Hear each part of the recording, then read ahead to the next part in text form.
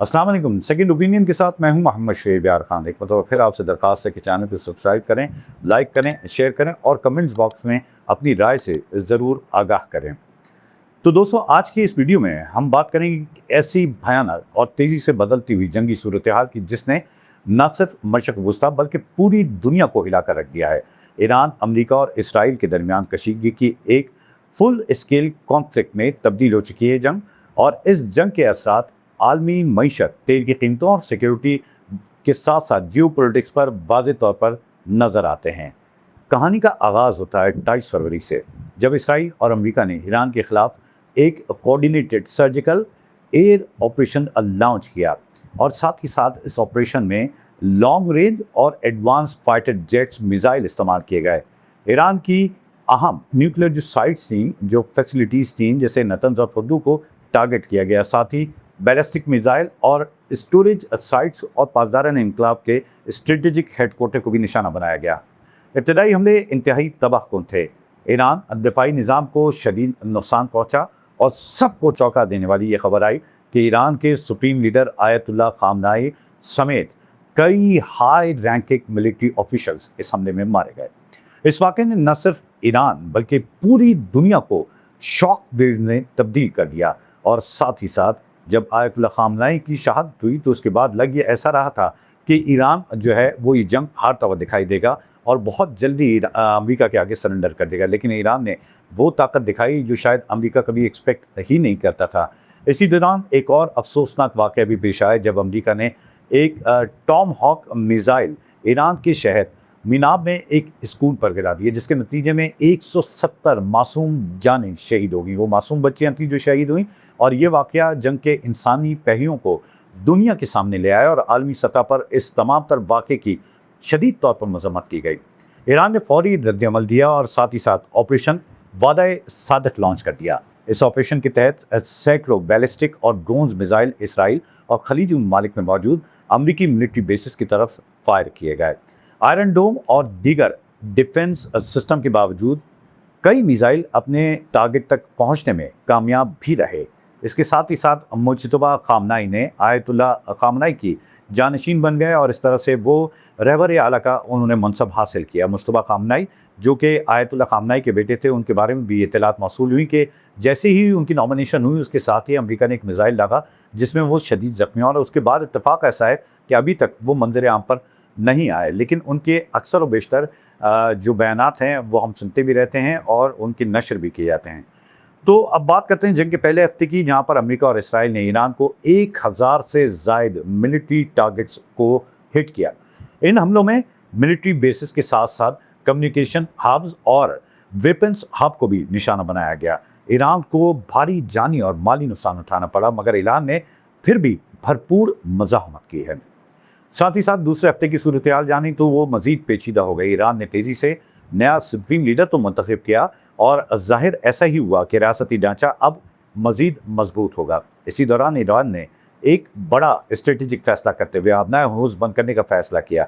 ये दुनिया की सबसे बड़ी ऑयल सप्लाई रूट है, जहाँ पर तकरीबन 20% आलमी तेल गुजरता है। तो ये बड़ी इंपॉर्टेंट बात है कि 20% पूरी दुनिया के तेल जहाँ से गुजरता है उसको आबनाए हॉर्मुज़ कहा जाता है, और उसको हॉर्मुज़ को जो स्टेट ऑफ हॉर्मुज़ भी कहा जाता है, उसको बंद कर दिया गया। अच्छा, आबनाए हॉर्मुज़ की बंदिश के बाद ही आलमी मंडी में तेल की कीमतें एकदम से बढ़ गई, इन्फ्लेशन आसमान को छूने लगी, और साथ ही साथ आलमी मईशत शदीद दबाव में आ गई।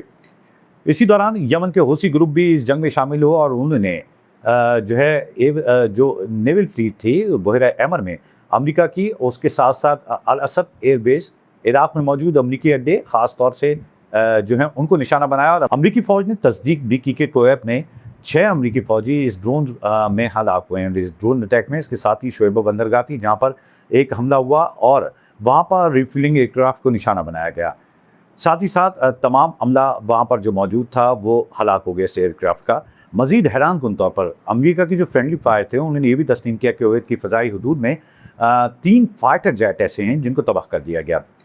फिर 15 से 21 मार्च की तारीख आती है, वहाँ पर हम देखते हैं कि अब थोड़ी सी बात मसालत की शुरू होती है। तल अवीव में एक टारगेट किया जाता है। ईरान ने बराह रास्त इसराइल को टारगेट किया, और साथ ही साथ इसराइली शहरी इस मिसाइल अटैक और यरूशलेम पर मुसलसल इमरजेंसी का शिकार रहे और कई इलाकों में पैनिक भी बहुत ज़्यादा पाया गया और खौफ की सज़ा में हमने देखा कि इसराइल के अंदर बहुत सारे एहतजाज भी हुए। अच्छा, इसी दौरान सऊदी अरब भी इस जंग की लपेट में आ गया। शाह सलमान ने एयरबेस पर ईरानी मिसाइल हमला हुआ जिसमें कहा यह जाता है कि रिफ्यूलिंग एयरक्राफ्ट को तबाह कर दिया गया, जिसमें कई अमरीकी फौजी जख्मी भी हुए। इसराइल ने भी एक मरतबा फिर जवाबी कार्रवाइयाँ तेज़ किया और इसके साथ साथ अहम सिक्योरिटी जो उनके ओहदेदार हैं, जिनमें चीफ अली लारिजानी हों या बसरीज फ़ौज के जो सरबराह हैं ग़ुलाम रज़ा सुलेमानी, उनको एक टारगेटेड स्ट्राइक में शहीद कर दिया गया। इसके अलावा अगर बात की जाए जनूबी पारस गैस फील्ड की, जो ईरान की मईशत की रीढ़ की हड्डी कहलाता है, उसको भी निशाना बनाया गया। 28 मार्च को इसराइल ने ईरान की एक अहम इंडस्ट्रियल इंफ्रास्ट्रक्चर और न्यूक्लियर जो बेस थी उस पर एक और बड़ा हमला किया। अराक का जो हैवी वाटर प्लांट था और इसके साथ अर्दगान की यूरेनियम प्रोसेसिंग जो साइट थी और साथ ही साथ स्टील फैक्ट्रीज़ को भी निशाना बनाकर उनको तबाह कर दिया गया। ये बहुत बड़ा हमला था ईरान के लिए, जिससे वो कहा जाता है कि बहुत टाइम लगेगा उसको संभालने में। इसी हमले से ईरान की जो इंडस्ट्रियल कैपेसिटी है, इंडस्ट्रियल कैपेबिलिटी है, उसको भी शदीद धचका पहुँचा है। तो बात करते हैं 17 अप्रैल की। वो दिन आता है जब अनएक्सपेक्टेड एक डेवलपमेंट होती है। ईरान ऐलान करता है कि जो है अबनाए हुर्मुज़, स्ट्रेट ऑफ हुर्मुज़ को दोबारा खोल दिया जाएगा। इस खबर के साथ ही आलमी मार्केट में हमने देखा कि काफ़ी बेहतरी आई और साथ ही साथ 24 घंटे में जो है बहुत सारी डेवलपमेंट दिखती है। लेकिन अफसोस के साथ कहना पड़ता है एक मतलब फिर 24 घंटे में यानी कि 18 अप्रैल को दोबारा से इस आम बंदरगाह को बंद कर दिया जाता है। पासदारान इंतजाम ने 4 बड़े ऑयल टैंकर्स को वापस जाने पर मजबूर किया, जिससे आलमी शिपिंग इंडस्ट्रीज़ में एक मतलब फिर क्योस पैदा हुआ। तो 19 अप्रैल को भी कुछ ऐसा ही हुआ। ईरान ने अबनाए हुर्मुज़ में 2 भारतीय जहाज़ों पर फायरिंग की और जिसके बाद उन्हें वापस लौटना पड़ा। इस तमाम तर वाक़े में भारत समेत कई ममालिक को तशवीश में भी मुब्तला हुआ है। भारत ने प्रोटेस्ट करने की भी कोशिश की, लेकिन भारत का कौन सा अपना माजी बहुत अच्छा है जो ईरान के ऊपर वो इल्ज़ाम तराशे करता। तो तमाम तर कशीदा सूरत हाल के दरमियान भी डिप्लोमेटिक जो बैक थ्रू डायलॉग्स थे वो जारी रहे। 8 अप्रैल को अमेरिका और ईरान के दरमियान 2 हफ्तों की जो सीज़ फायर है वो पाकिस्तान की बदौलत होती है, जहाँ पर पाकिस्तान एक सालिसी का किरदार प्ले कर रहा था और अब मुज़ाकरात होते हैं जिसकी बिना पर हमने देखा कि जंगबंदी एक लिमिटेड रिलीफ के तौर पर सामने आएगी, मगर इसकी मुद्दत 21 अप्रैल की रात 12 बजे ख़त्म होनी है। यानी कि जो बुध की रात है पाकिस्तानी वक्त के मुताबिक सुबह 5 बजे बताया जाता है कि ये सीज़ फायर ख़त्म होना है और इसके दौरान ही उम्मीद ये की जा रही है कि जल्द अज जल्द ये मुज़ाकरात पाया तकमील तक पहुँचें और दोनों फ़रीक़ैन आपस में बैठें और किसी भी तरह से इस जंग को पाया तकमील तक पहुँचाएँ, यानी कि जंग रोकने के तमाम तर जो लवाज़मात हैं वो पूरी किए जाएँ। दोबारा से उम्मीद ये हो रही है कि अगर ये मुज़ाकरात बेहतर होते हैं तो जो जंग भड़कने का ख़दशा है वो ख़त्म हो जाएगा। तो ये इस तरह से मुख्तलिफ जो पेशरफ्तें हैं हमने आपको बताया कि मुज़ाकरात का पहला दौर इस्लामाबाद में हुआ, जहाँ पर एक पाकिस्तान मीडिएटर के तौर पर एक बेहतरीन किरदार अदा करता हुआ दिखाई दिया और दोनों जो ममालिक हैं उनको 47 साल बाद एक टेबल पर बिलाखिर बिठाया दिया गया। और उम्मीद ये की जा रही है कि बहुत जल्द एक और वक्त ऐसा आएगा जब ये दोनों ममालिक जब बैठेंगे और मुज़ाकरात हो जाएंगे और पाकिस्तान, जैसे कि डोनाल्ड ट्रंप बार बार आज भी उनका कहना यही था कि मुझे यकीन है कि सीज़ फायर जो है हम बढ़ाएंगे नहीं, लेकिन जो मुआहदा है वो एक बड़ा ज़बरदस्त मुआहदा होने जा रहा है और एक ऐसा मुआहदा जैसे उन्होंने एक मिसाल भी दी कि बराक ओबामा के दौर में जो वर्स्ट तरीन मुआहदा हुआ था, ये उस मुआहदे की जगह बेहतरीन मुआहदा होगा।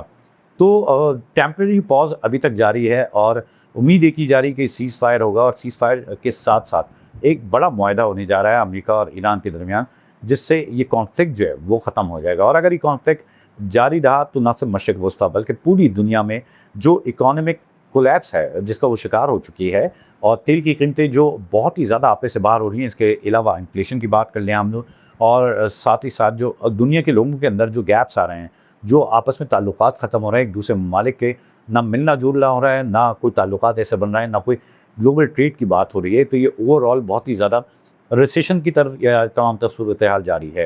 ये जंग सिर्फ 3 ममालिक तक महदूद नहीं है, बल्कि इसमें खलीजी ममालिक, जैसे हमने पहले भी बताया था कि सऊदी अरब हो गया, यमन हो गया, इराक हो गया, और जो जितने भी रीजनल प्लेयर्स हैं वो भी मुतासर हो रहे हैं। तो इसका मतलब ये है कि ये एक रीजनल वॉर है और अब ये रीजनल वॉर से भी बढ़कर अगर हम कहें कि पोटेंशियल ग्लोबल कॉन्फ्लिक्ट की जानिब जा चुकी है तो ये गलत ना होगा। तो दोस्तों आखिर में यही कहा जा सकता है कि सूरत-ए-हाल इंतहाई नाज़ुक है।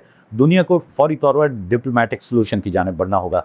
तो हमने ये देखा डिप्लोमैटिक सॉल्यूशन के अंदर भी चाइना भी आगे आ गया, रशिया ने भी अपनी कहा है कि हम सालिसी की पेशकश करते हैं। पाकिस्तान तो ऑलरेडी इस ग्राउंड में मौजूद है जहाँ पर हम देखते हैं कि ईरान और अमेरिका के दरमियान ताल्लुकात जो है वो सालिसी की जानिब पाकिस्तान लेके आया एज़ अ मीडिएटर।